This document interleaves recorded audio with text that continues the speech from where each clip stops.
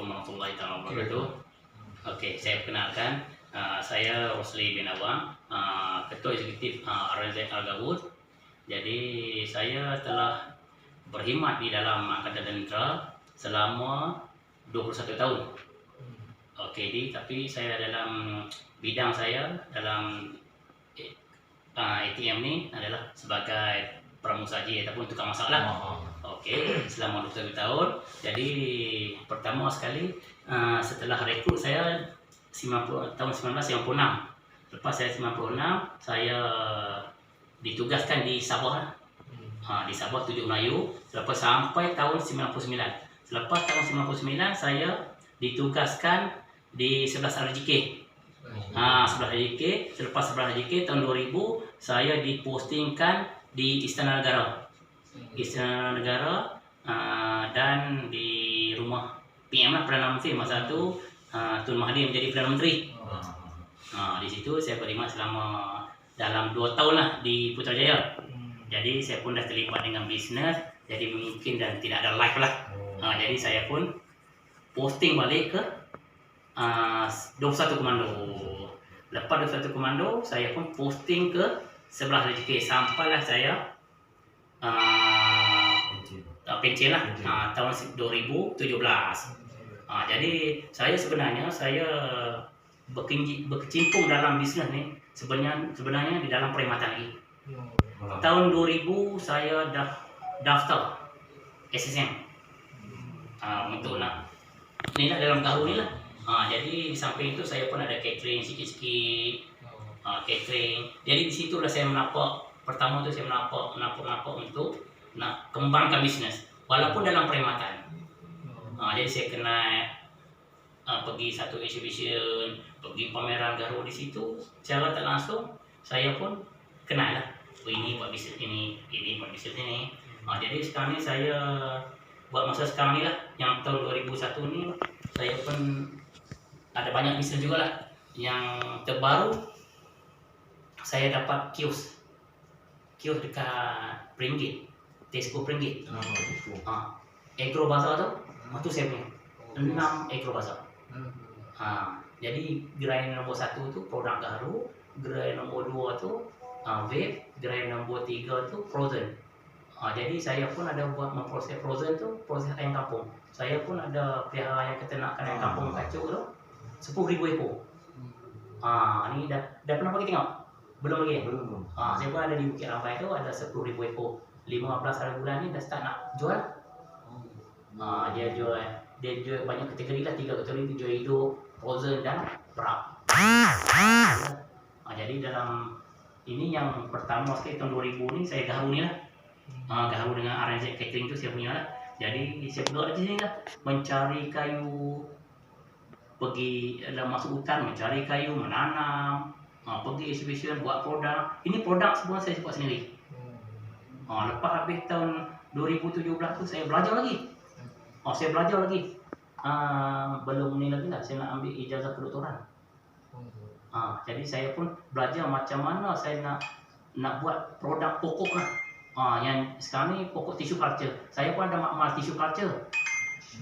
Tissue culture ni dia boleh klonkan pokok, berbagai-bagai jenis pokok tu boleh klon. Jadi saya ada sebelah sana juga. Saya belajar lagi UPM, lepas tu belajar frame, practical. Banyak ni mesti yang saya pergi UMP, banyak pergi buat collaboration, banyak dengan frame, mesti penyelidikan hutan. Banyaklah saya pergi buat kajian dengan Sendari.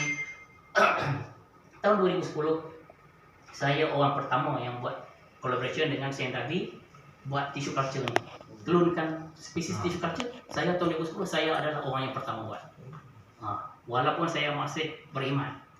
Kadang-kadang orang luar ni dia nampak mentaliti kita ni sebagai tentera ni dipandang rendah. Tetapi itu silap.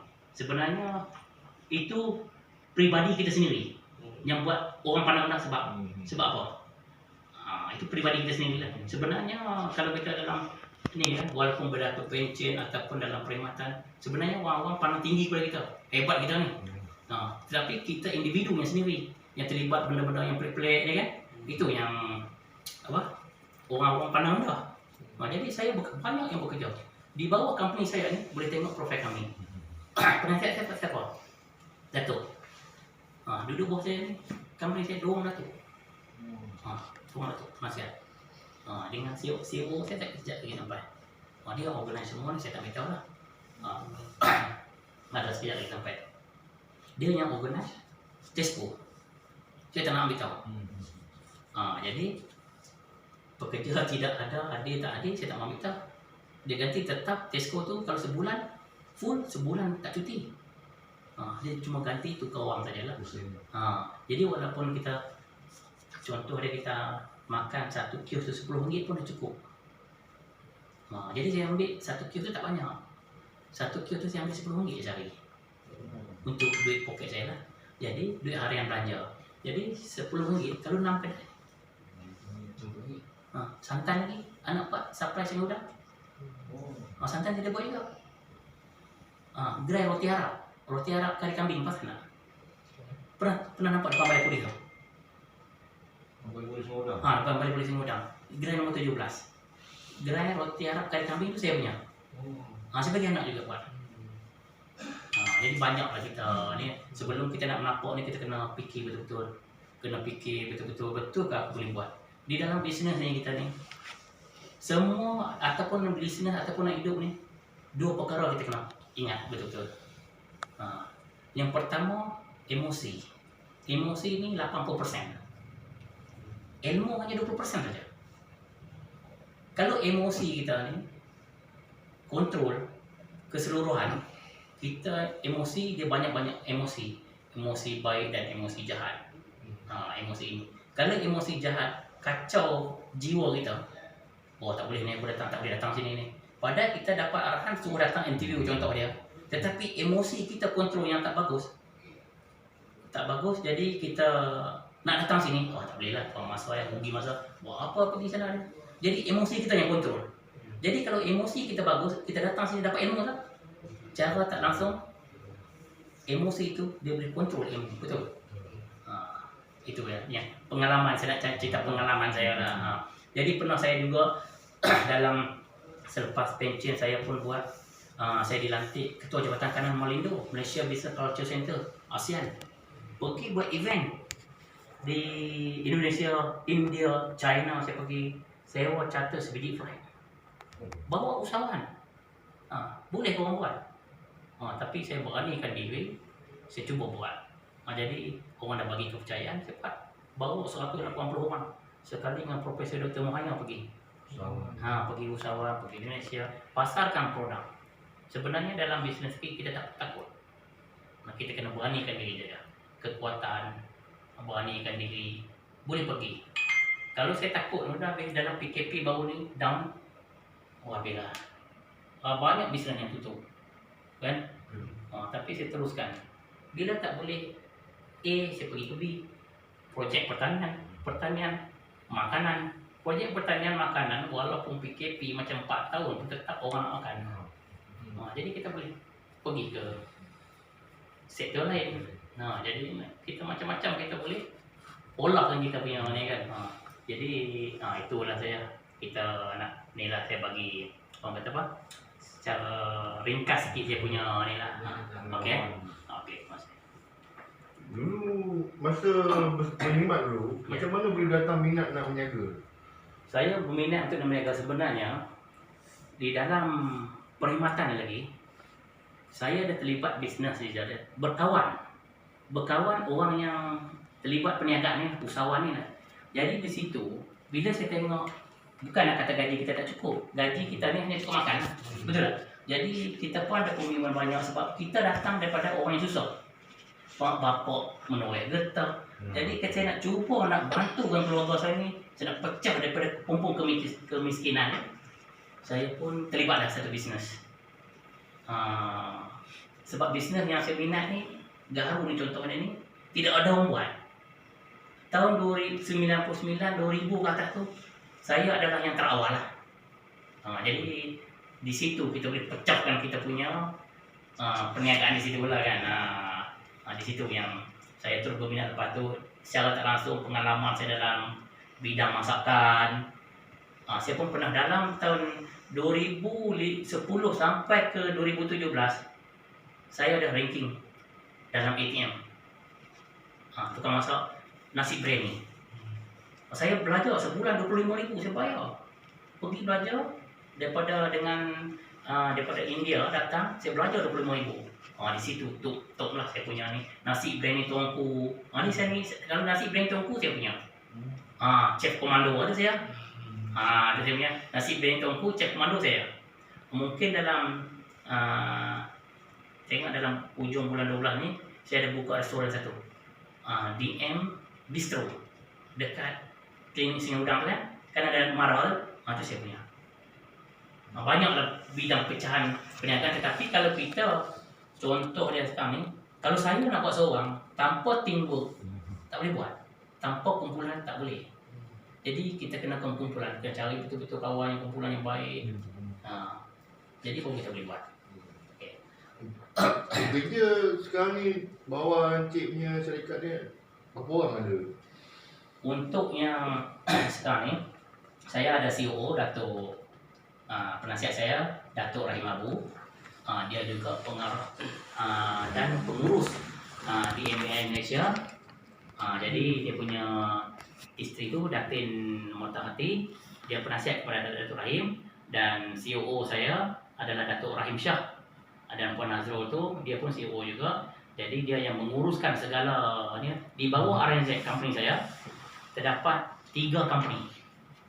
Di bawah RNZ terdapat 3 company, iaitu Planet OJ. Planet OJ buat pengurusan ayam saja. Lepas tu Tasmas dia buat segala jenis event. Event macam contoh dia perniagaan di Tesco, itu dia Puan Azrulnya uruskan. Planet OJ, Puan Masyita, dia yang menguruskan kerja-kerja termasuk ayam, telur, ayam, marketing, semua dengan Haji Uli, dia orang yang menguruskan. Saya hanya monitor untuk perjalanan ini. Tu pemilik 3 syarikat tu Cik Roslia. Pemilik syarikat tu semua saya dalam company tu saya ada. Jadi yang arrangement ini adalah saya sendiri. Ada tak problem dengan supplier ke, dengan bekerja lah, kerja supplier ataupun customer, macam mana Cik handle benda-benda? Okey, untuk yang pertama ni, untuk pekerja ni 2 tahun ke belakang ni memang ada masalah banyak. Sebab apa? Bila PKP. Bila PKP, masalah timbul dengan pekerja. Sebab apa? Untuk peladangan, contoh dia saya sayur, ayam. Lepas tu saya banyak ambil yang pekerja Indonesia. Jadi pekerja Indonesia bila dah 2 tahun lepas tak boleh kita nak buat apa kan. Jadi kerajaan pun dah bagi kata putuskan sekian. Jadi pekerja asing terpaksa kena hantar balik. Di sini tak boleh bekerja, tetap kita nak kena bayar gaji kan. Jadi saya hantar balik. Jadi hantar balik buat masa sekarang ni, alhamdulillah lah ada ni pelatih daripada perhebat yang praktikal. Jadi di sini tidak ada masalah lah. Daripada tahun lepas walaupun PKP, adalah setiap 3 bulan sekali ada yang melapor lah, yang praktikal 3 bulan. Di samping itu kita pun kalau kita tengoklah sistem pekerjaan dia, ada yang kita bagi allowance.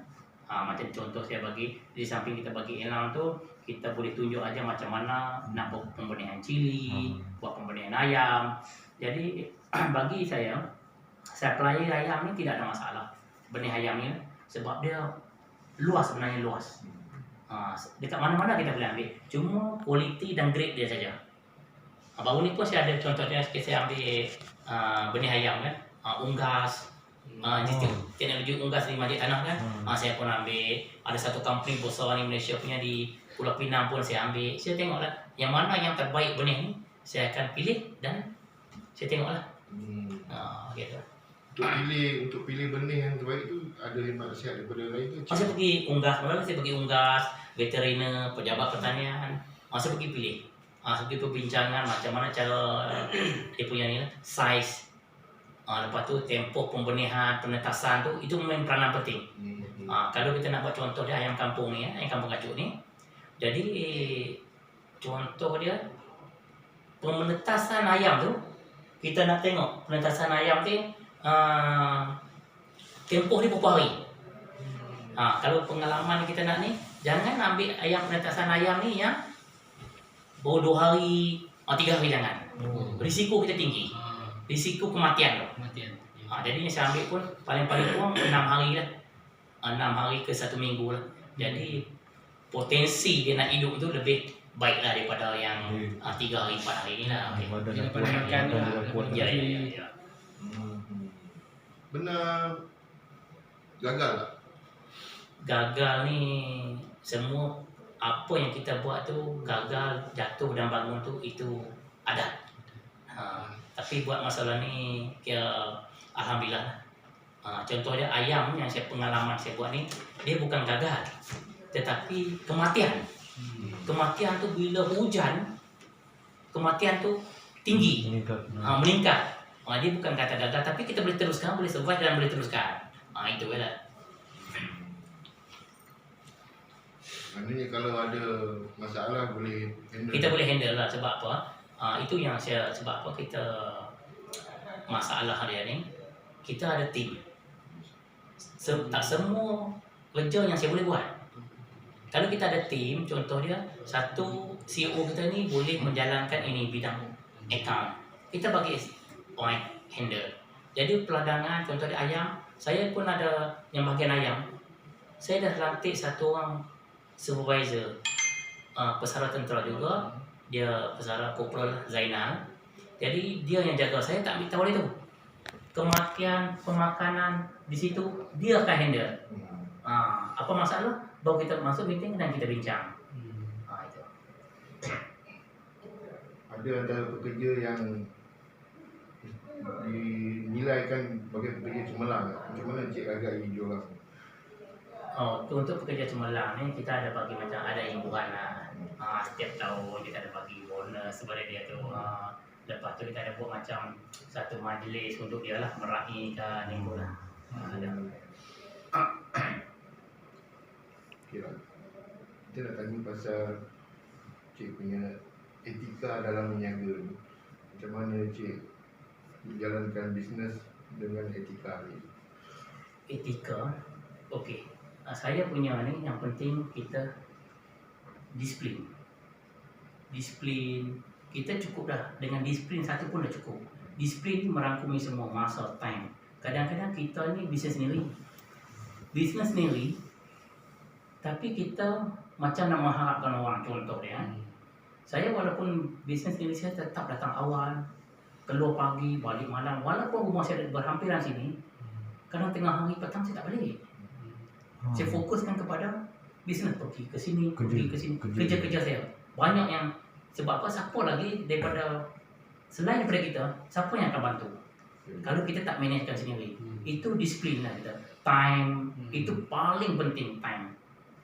Tengok, ni pun dah ada orang datang pasal nak urusan bisnes, restoran. Jadi, itu dah, etika kita ni dan attitude dia kena jaga lah. Yang penting pertama tu disiplin saja. Macam kita dalam tentera lah. Kalau datang pun baris pukul 7, kita datang 7.30. Marah rasanya. Disiplin lah, betul tak? Disiplin ni merangkumi semua. Kalau kita disiplin, kita jaga time. Jadi contoh dia keselamatan, dia tak langsung keselamatan pun kita boleh jaga. Contoh time, kita baris pukul 7, kita datang pukul 7 suku dah akan kabut. Jadi cara tak langsung keselamatan kita pun kita berjaga tu. Okey. Selain daripada perniagaan yang dia ada sekarang ni, ada perancangan untuk buka perniagaan lain untuk masa depan? Sebenarnya masih ada juga, tetapi itu perancangan saya pun banyak yang ni lah. Jadi kita untuk perseorangan individu kita tak boleh bergerak tanpa pertolongan tim ataupun kumpulan. Memang siapa-siapa pun walaupun dah berjaya dalam satu bisnes, dia akan merancang untuk membuka bisnes-bisnes lain. Tetapi di situ kita tengoklah kekuatan kita. Sebenarnya modal tak perlu. Dalam bisnes modal itu adalah jatuh nombor 2. Sebenarnya tidak ada modal pun kita boleh buat. Dengan cakap air liur kita pun boleh buat sebenarnya. Tetapi itu kepercayaan orang. Kepercayaan orang. Lepas tu tim kita. Tim kita penting. Kalau kita berniaga, kita tidak ada tim, tak boleh. Itu contoh dia. Ini okey, buat sini contoh dia. Okey, okey, ini tutup ni. Okey, ini itu bebas bergerak ke mana-mana, betul. Dua, lepas tu bergerak dua, cuba kita satu jari ni kita boleh angkat bang, boleh angkat telefon atau barang, tak boleh, betul. Dua dan tiga kita boleh angkat barang tetapi sikit juga. Empat boleh bergerak ke mana-mana, betul. Lima buka tutup genggam barang, boleh. Itulah kumpulan nama dia. Sahabat ni, kumpulan ni banyak kategori. Banyak kategori sahabat ni. Hablum minan nas, hablum minallah. Dia sahabat ni macam-macam. Kawan ni ramai kawan. Betul tak betul? Betul. Kawan yang susah, kawan yang senang, kawan. Kawan-kawan ni, apa maksud dia kawan-kawan? Kawan lain maksud. Kawan-kawan lain. Betul? Kawan-kawan ni kawan-kawan. Kita jumpa kawan-kawan. Dan sahabat pula lain. Sahabat ni kawan baik. Kita betul sahabat ni. Dan lepas sahabat ni, dia ada jadi satu kerabat. Kerabat ni, dia bukan senang kita rakyat biasa nak jadi kerabat. Kerabat ni memang susah. Betul. Itu saya kata tadi, kita pergi patah balik kepada kumpulan dan kawan kita tadi ni. Yang kelima adalah musibat. Ini musibat kita kena jaga di dalam perniagaan kita, dengan tim kita. Betul tak betul? Kawan, kawan-kawan, sahabat, kerabat, ini musibat nombor 5. Itu kena jaga. Makan kawan. Itu. Kawan lain, kawan-kawan lain, sahabat lain, kerabat lain. Ada pengalaman dengan musibah ni? Pengalaman ni buat masalah ni tak ni sangatlah, tak besar. Jadi kita pun tidak ada masalah dengan orang. Jadi macam mana musibat nak ni kan? Kita tidak ada pernah masalah dengan orang. Kita bisnes, kita tidak ada buat satu pergaduhan kat luar dengan tim-tim lain, kita tidak ada. Kita tidak masalah, kita fokus kepada bisnes. Bisnes ni kita kena baik semua orang. Daripada semua kategori, budak sekolah, remaja, orang tua, kita macam-macam. Kita pun kena berkawan. Jadi macam golongan kami yang baru nak mula perniagaan ni, apa nasihat yang paling cik boleh bagi kat? Sayangilah duit pencen anda. Itu saja. Dan fokus apa benda yang nak buat. Jadi pengalaman saya, kenapa saya boleh buka di sini? Saya dapat hampir dalam 250,000 juga lah. Saya start saja ni pencen. Jadi kalau saya mengikut kawan-kawan saya dulu, saya beli verifier. Di sana ada sikit. Tapi nak belagak kita beli verifier. Verifier dah berapa? 1 lebih lah kata. Belian dah 1 lagi. Nak buat rumah. Lepas tu nak beli motor, beli barang kemas bini. Anak lagi, ayah aku pencen, dapat duit banyak. Habis dah duit. Apa yang kita boleh buat? Tetapi kena banyak daripada sekarang. Sebelum dapat duit lagi, betul tak? Saya labur di tempat sini. Duit saya dekat hampir 200,000. Saya labur. Hampir keseluruhan kos saya ni hampir dekat 1 juta lah. Dengan sini lah. Jadi saya melabur di sini, biar saya susah daripada ni. Tapi dah sekarang, orang yang nak sukses dalam bisnes, bukan 3 tahun ke 5 tahun. Dia nak sukses dalam bisnes adalah 6 tahun ke 7 tahun ke atas. Itu baru sukses. Jadi di situlah pengalaman saya. Saya pun tak kelang kabut lagi nak beli kereta, kenderaan. Rumah pun saya potong gaji. Biasalah kan. Jadi bila dah sekarang ni dah ekonomi dah stabil, bisnes kita dah ada, boleh menjana pada kita dah. Di situ lah. Sayangilah duit pencen lah. Itu Sebab apa? Pengalaman sebanyak dah kawan-kawan. Buka macam-macam bisnes yang kita berkawan ni lah. Tetapi bila sampai satu masa tu, kadang-kadang bila pencen terus beli kereta dulu. Dia tak planning apa yang kita belajar masa 6 bulan dekat Perhebat ni, contohnya tu. Itu tujuan Perhebat buat. Perhebat buat, tujuan dia kata, apa tujuan kita setelah kita bersara ni, kita nak pergi ke awam ni, apa perancangan kita yang kita nak buat. Ini tujuannya, supaya bila kita tidak jadi veteran ATM Angkatan Tentera Malaysia menjadi gelandangan di bawah jabatan, siapa malu? Termasuk kita sendiri malu. Kita anggota Kita tim yang besar, tim hebat. Ini belum pernah pergi luar negara lagi kan, betul? Pernah pergi pun belum pernah apa semua kan. Cuba pergi di Indonesia. Indonesia ada apa? Koperasi teksi tu dikontrol oleh ATM. Hebat tak? ATM yang ni, tu. Jadi kita macam tu kita kena buat tim lah. Contohnya kita satu duduk satu daerah ni, tim kita tu penting. Jadi saya yang partner saya ni seorang Johor, seorang KL. Hebat ni apa ni? Pecah. Jadi dia jumpa saya masa tu, pengalaman saya cerita pengalaman dia ni. Dia pun susah. Anak dia seorang ni yang Datuk Syaf ni, okey. Pengalaman dia pernah cerita saya. Jadi dia anak dia okey, suka sawan jatuh, luka kepala. Pakai yang macam boxing tu kan? Boxing. Boxing tu. Jadi satu masa tu dia ada doktor berkata kena salah satu orang berhenti kerja. Dia berhenti pagi pergi subuh duduk kedai kopi minum. Lepas tu balik lagi tengah hari lagi petang maghrib pergi pula duduk ulang lagi itu 3-4 tahun. Tidak ada light. Lepas tu dia pun tak mana. Dia pergi GM Kelang ni mak bapak tak ada semua ada. Dia beli vape. Dia jual flavor vape, beli jual satu masa tu dah berapa hampir ke 1 tahun. Tiba-tiba vape tu ada orang order 800,000 botol. Kalau sepotong RM8, agak-agak. Kalau kata 800 atau ribu-ribu. Cek satu bank surat telefonnya, dia kata tuan tengok akaun tuan dah ada sekarang 1.6 juta. Daripada situ pun naik. Lepas tu jumpa saya. Masa saya jumpa dia tu saya buat event yang ni program Festival Budaya dan Ekonomi Negara-Negara ASEAN ni. Saya buat program bersama Datuk Profesor Elek Ong, pernah dengar? Kalau Google Profesor Datuk Elek Ong tu, jadi di situlah kita buat program, di situlah kenal dia orang ni. Jadi secara tak langsung di sana pun kita ada bawa flavor kita alu-alukan lah. Kalau kata sekiranya nak berminat untuk bekerjasama dengan kita tentang nak ni supply vape ni, kita boleh ni. Jadi di sini pun saya dapat lesen memproses nikotin tembakau. Saya dapat lesen memproses tembakau. Saya pun dah order tembakau daripada kena lembaga tembakau ni kan. 1 tan 25,000. Belum sampai lagi.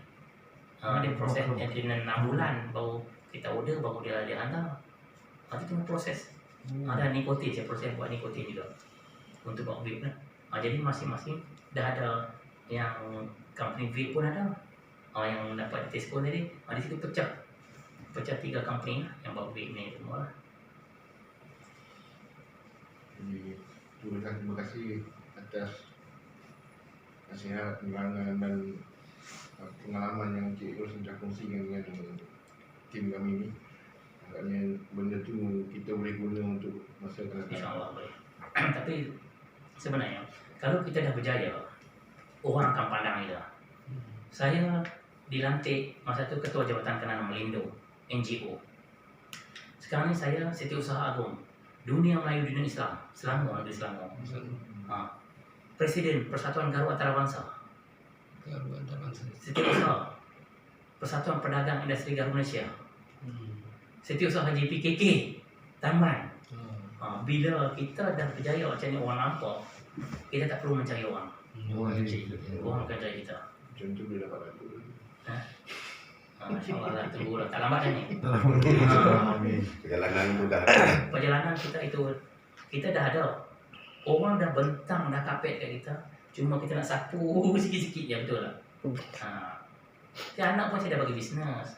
Itu kita rancang sebab apa? Kita biasa, kita orang susah. Keluarga saya orang susah. Penuh getah. Cuti ya, pergi penuh getah. Tolong mak, tolong ayah. Jadi saya merantau daripada umur 18 tahun lagi dah. Asal orang Kedah. Saya sebenarnya kalangan Kulim Kedah. Jadi daripada situ, umur 18, dah terus tak balik dah. Kita biasa lah, kita dah tentera ni kan. Memang dah beli rumah sini, menetap sini lah kan. Jadi alhamdulillah lah, bila menetap di sini, peluang bagus. di Melaka ni peluang bagus. Kalau kita balik negeri kita contoh dia, kita tak nampak jalan ke tau. Bukan tak nampak jalan, tak nampak apa peluang yang kita boleh buat. Tapi di sini alhamdulillah sebab apa kita tengok di Melaka ni banyak pelancong, banyak yang kita boleh buat bisnes lah. Ada plan nak buka terowongan dekat belah utara? Sebenarnya bagus juga tanya soalan tu lah. Jadi kilang memproses ni setiap negeri dia ada.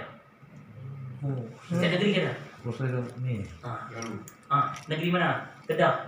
Kedah saya ada di Yan. Yan Kedah. Yan Kedah tu di Kota Au ada. Dekat Great apa ni banding dengan ni kan. Di Yan Kedah ni Ruat.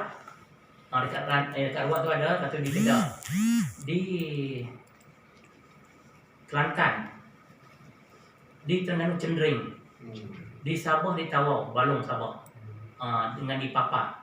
Di Sarawak di Lulu dengan Kota Samarahan. Di Pahang di Raut. Raut dengan di Lancang. Ada. Semua nama arranging itu yang ada dekat boiler periuknya dan ni, semua tu arranging saya punya. Dan saya pasang dan saya buat collaboration dengan dia orang ni lah. Saya pun ada orang uruskan kat sana. dia uruskan yang mana yang pasang dapur Melayu saya, dia uruskan lah. Tu yang tahun 2010 dulu, saya adalah yang terawal yang terlibat dalam industri garu ni. Jadi saya buat dapur, dah pattern kan arranging, yang mana pergi semua arranging. Di Sabah pun saya hantar. Dalam Sebi lagi saya dah buat lah benda ni. Jadi saya hantar, bila saya buat projek luar, saya minta cuti seminggu, 3 hari. Cuti lah, cuti banyak kan. Cuti 3 hari seminggu buat. Jadi banyak negeri yang saya dah ada pasang boiler tu lah.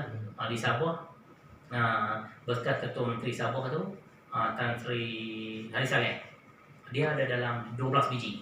Saya pasang di Tawau Sabah dekat airport tu. Di Sarawak, Kota Samarahan dengan UiTM Kota Samarahan, di Lundu, Institut Penyelidikan Hutan Sarawak pun ada di sana. Kalau orang Sarawak, Lundu bau tu dia tahu kan. Di Cendering tu Haji Ganiambak. Di Pahang, di Lancang, Timbalan Speaker Dewan Negara Malaysia, Datuk Seri Abdul Halim Abdul Samad. Di sana dia pun tanam dalam 7,000 pokok.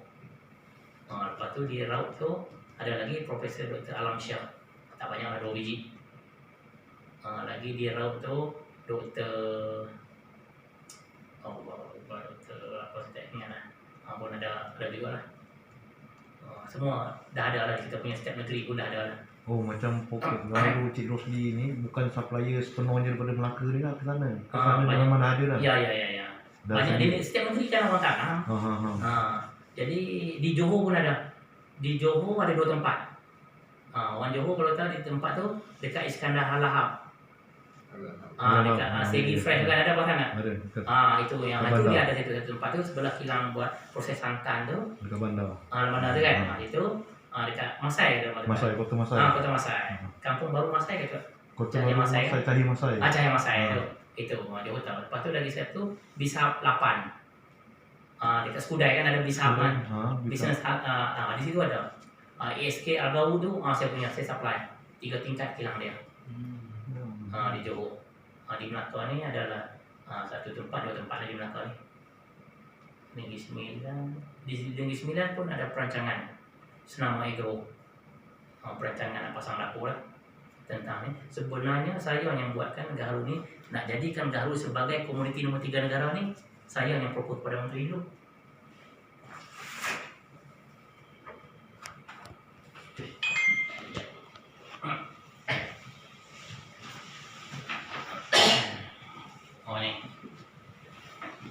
Ni ni saya nak yang saya buat dulu, Persatuan Pedagang Industri Garu Malaysia. Saya yang proposekan kepada Memorandum Pembangunan Suara Pedagang Garu dan Pengusaha Industri Garu kepada Yang Berhormat Menteri. Saya nak wujudkan 10 mencadangkan kerajaan supaya menyelaraskan dan membuat atau menambahbaikkan serta memberi kesedaran berkenaan cara dan peraturan menebang pokok garu sesuai peraturan yang sedia ada. Mencadangkan kerajaan supaya memberi kesedaran tunjuk ajar. Kerajaan membuat rundingan dengan negara-negara serantau. Menjadi kita boleh buat bisnes di antara negara dan negara lainnya.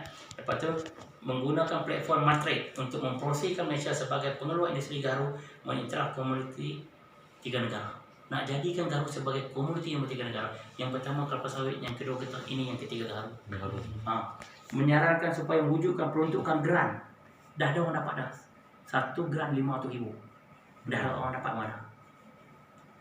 Jadi mendaftarkan ubat. Sekarang ni yang ubat vaksin yang pokok yang macam enjin-enjin, inilah yang kita berdaftar menyarankan supaya menyenaraikan harga komoditi, harga di laman web apa semua.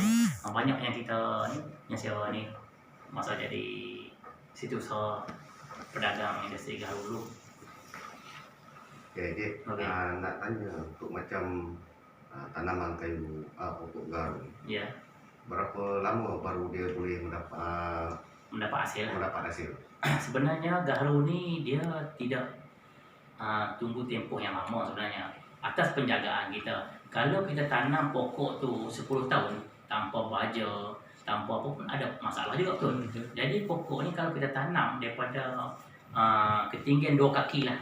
2 kaki dari lilitan ni berapa cm ya, inci lah. 1 inci pun tak ni lilitan dia kan, tak sampai setengah inci pun. Jadi dari situ kita tanam, kita mesti kena jaga, masuk baja. Bila pokok tu sebenarnya dia bukan pada usia tempoh tahun. Kalau pokok tu besar 2 tahun, 3 tahun dah sebab boleh hasil sebenarnya. Sebenarnya contoh dia tengok sebelah atas tu. Batang dia kecil ke besar? Kecil. Itu agak-agak sampai ke 10 tahun. Sebenarnya dah boleh hasil. Tapi cara yang kita nak penjagaan dia tu, cara inovasi ubat yang kita masuk tu, jadi atau tidak? Kalau kita tanam pokok 10 tahun pun, besar pemeluk pun, tanpa tahu teknik pun tak jadi hasil sebenarnya. Ini kayu yang grade lah, yang grade baik sikit lah. Kayu yang tak grade tu dekat luar tu lah, untuk proses minyak saja. Minyak 1 liter 50,400. Oh, dia ada grade. Ada grade minyak. 1 botol RM800, dalam RM1,200 1 liter minyak lah. Dia mana ni?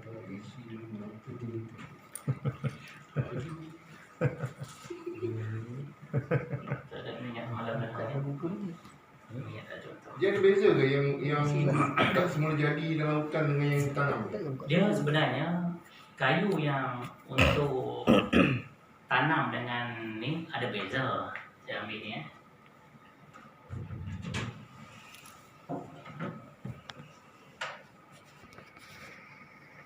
Ini kayu yang pokok tanam ni.